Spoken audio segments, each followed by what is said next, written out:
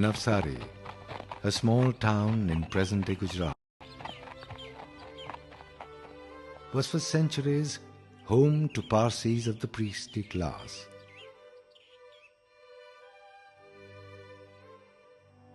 Who kept alight the sacred fire and preserved a tradition of asceticism. Of the several families that stayed there, one Bairam adopted the name Tata, which literally meant one who is hot-tempered. In the year 1839, on the 3rd of March, a boy was born into the family who was named Jamsetji Nusserwanji Tata. The boy was initiated into the various rites of his religion. He served his novitiate, and his name was inscribed among the priestly records. When he was 13, his father took him to Bombay and admitted him to the Elphinstone Institution. In the year 1856, Jamsetji joined the Elphinstone College, where he received a liberal education and acquired a love for reading, which lasted throughout his life.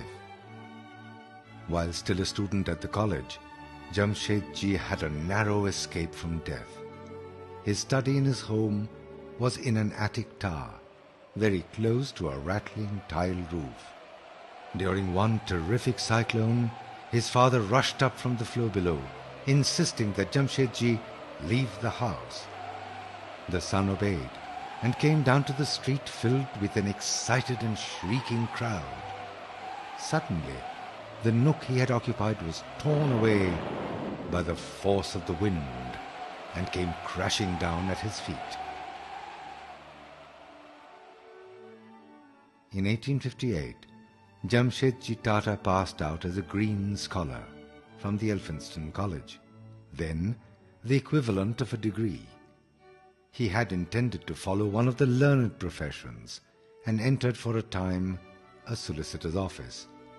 But, fortunately for Indian industry, necessity compelled him to go into business. In 1859, Jamsetji entered his father's firm, Nusserwanji and Kalyan Das.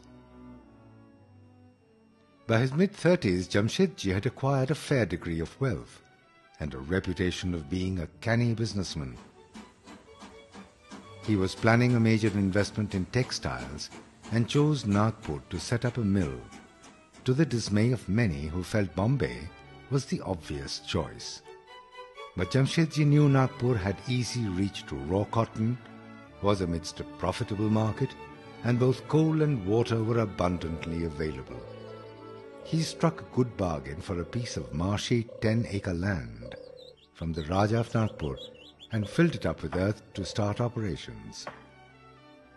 A local banker who had refused to invest in the mill later said, "Mr. Tata had put earth into the ground and taken out gold."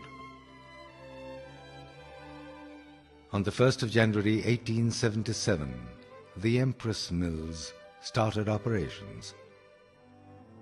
With the help of James Brooksby, the technical expert with the mill, he adopted the innovative ring frame technology, even before it was extensively used in England.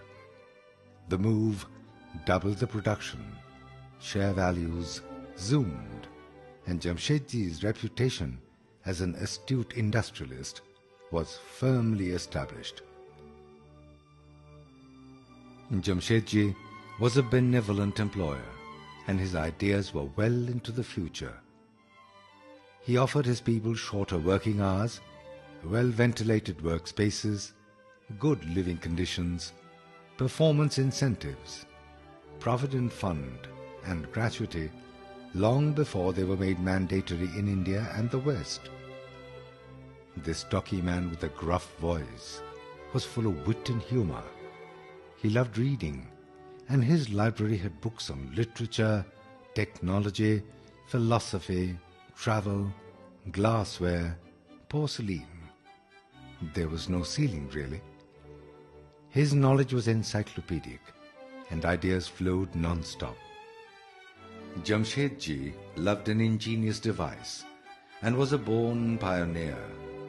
When the cinematograph first appeared, he acquired one at once. His carriages were the first to be fitted with rubber tires, whose silent progress amazed the crowd on the streets. As far back as 1901, he was seen driving a motor car in Bombay, which used to have frequent breakdowns, adding an element of adventure in the excursions. All his purchases were made not so much for himself as to let India know of the developments happening across the seas. Sir George King, chief curator of the Botanical Gardens in Calcutta, acknowledged after a chance meeting that he had actually learnt something on plants from Jamsetji. Jamsetji loved Bombay. The kindly face, the snow-white beard, and the Parsi pagadi were a familiar sight at the seafront, taking early morning walks. By the end of the 19th century, Bombay had started paying the price for heavy industrialization. Soot and grime from the textile mills were polluting the city. Jamsetji began working on a new project to supply hydroelectric power for a clean and smokeless city. Only 2 mill owners agreed to tap the power, but he still went ahead with it. What mattered to him most was that Bombay needed it. Once Jamsetji was invited to dine at a fine city hotel by a foreign friend. When he walked in with his host, he was accosted by a supercilious hotel manager with the infamous line, "We don't allow Indians in here." Jamsetji chose to reply carefully to this insult. He spent 3 lakh pounds to build the Taj Mahal Hotel, one of the finest in the world. Many called it Tata's white elephant, but as far as he was concerned, Bombay needed a world-class hotel where Indians would be treated without discrimination. It was the first building in Bombay to be lit by electricity. Jamsetji's vision of philanthropy was almost radical. He believed that creating opportunities for people would help fight poverty. He felt it was important to support the talented and created a special fund to send students to go to England for higher studies. Later, these thoughts translated into his vision for the Indian Institute of Science. He left half his wealth, amounting to 30 lakh rupees, to set up the institution which opened its doors in 1904. Stalwarts like the Nobel winner Dr. C.V. Raman, Dr. Homi Bhabha, and Dr. Vikram Sarabhai have headed this formidable place of learning. Jamsetji was an insatiable traveler. Right from the day he entered the world of business, he traveled across the world in his quest for fulfillment of his ideas and his schemes. When he was traveling on a ship to the US once, he had a chance meeting with Swami Vivekananda, who ignited in him the concept of Swadeshi and self-dependence. The industrialist and the ascetic struck a lasting friendship, and Jamsetji was to be a champion of Swadeshi all his life. It was in a tiny lecture hall in Manchester in 1869 that Jamsetji heard Thomas Carlyle's fiery words. "The nation which gains control of iron soon acquires the control of gold." From that moment onwards, the quest for iron and the search for the man who could help find it became an obsession with him. One late September he set sail for America, and after weeks of perseverance, he arrived at the cluttered desk of one Charles Page Perrin, a globally acknowledged geologist and metallurgist. For a long time, the two gazed at each other in silence.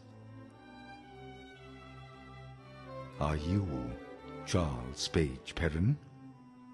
The metallurgist nodded. At last, I've found the man I am looking for. Jamsetji's communication was precise. I have spoken to Mr. Kennedy. He will build the steel plant wherever you advise, and I will foot the bill. Will you come to India with me? Perrin was so dumbfounded, struck by the character, the force, the kindliness that radiated from Jamsetji's face, that all he could mutter was, "Yes, yes, I will go with you."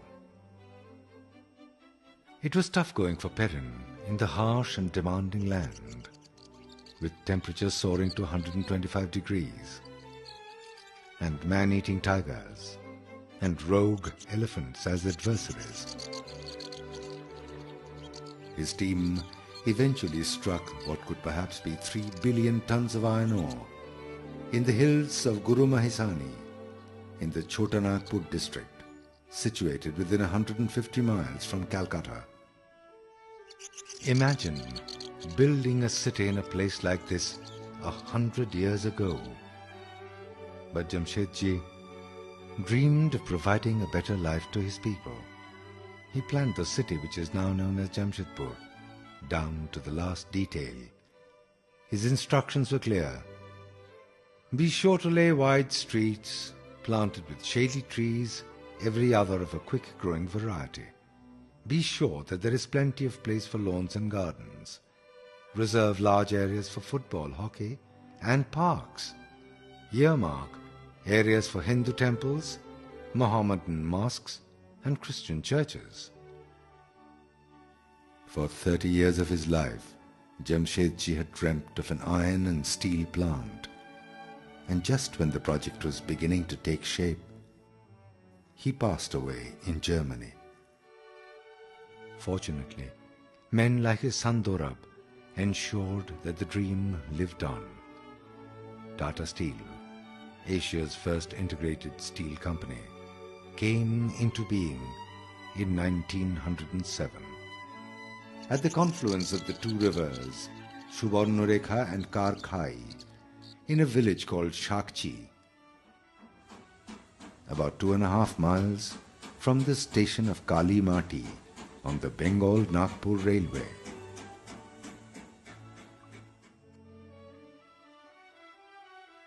Jawaharlal Nehru, the first Prime Minister of independent India, had observed, "When you have to give the lead in action, in ideas, a lead which does not fit in with the very climate of opinion, that is true courage, physical, mental or spiritual, call it what you like. And it is this type of courage and vision that Jamsetji Tata showed, and it is right that we should honor his memory and remember him as one of the big founders of modern India."